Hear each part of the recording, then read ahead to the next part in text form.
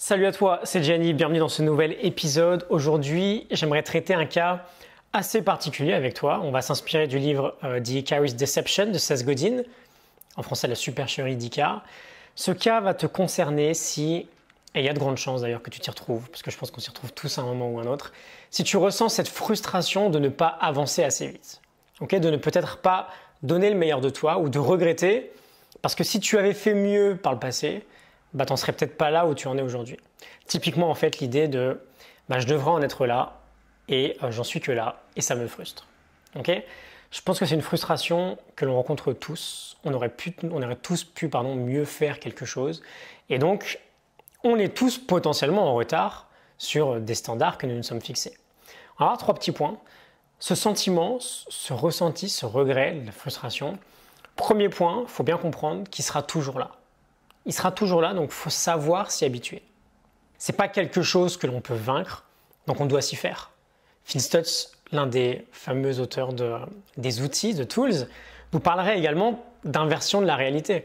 Si jamais on pense à quelque chose de pas très cool, comme ce sentiment-là, c'est que derrière, en réalité, il y a quelque chose de plus sympa, quelque chose de bien. C'est par exemple le signe, si tu ressens cette frustration, que tu as de grandes ambitions, que tu te fixes toi-même des standards assez élevés, et donc ça montre aussi que tu es une personne qui en veut dans la vie. Mais donc voilà, premier point, il faut s'y faire, c'est normal de ne pas toujours être satisfait de notre situation.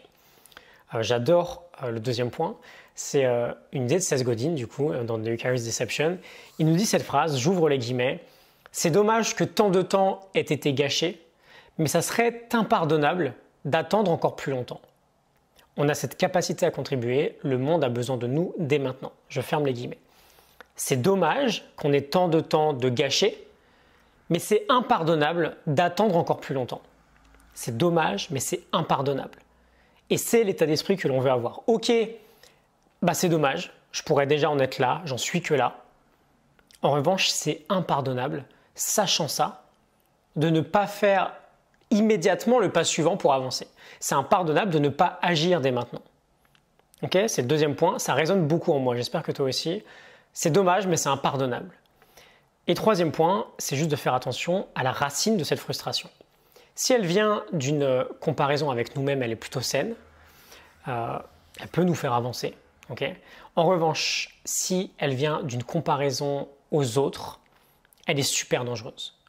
Sonia Lyubomirsky nous dit que la comparaison sociale, c'est le pire poison du bonheur. Et donc cette comparaison-là, il faut vraiment l'éviter. On veut avoir de la compassion sur l'idée que, c'est comme ça, notre situation est la nôtre, quoi qu'il arrive, on l'accepte. En revanche, on n'accepte pas qu'elle reste la même plus longtemps si elle ne nous plaît pas. C'est dommage, mais c'est impardonnable qu'elle dure. J'espère que ça te parle. Je te mets un lien en description pour recevoir mes mails privés, des petites leçons quotidiennes chaque matin pour optimiser sa vie et se rapprocher progressivement de son plein potentiel. Je te retrouve demain pour un nouvel épisode. Excellente journée à toi. À demain. Salut.